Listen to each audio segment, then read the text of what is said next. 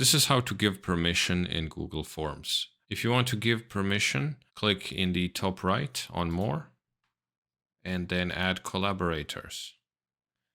Now, you want to make sure that this is selected, anyone with the link, and then you can just copy responder link and paste to whoever you want, or you can manually add them right here, typing in their email and then clicking send.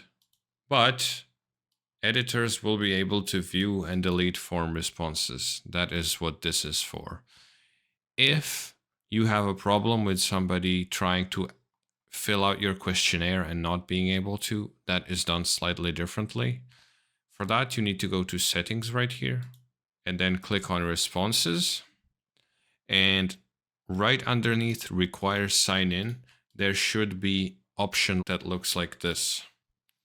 Restrict to users in company name and its trusted organizations. And you want to uncheck that.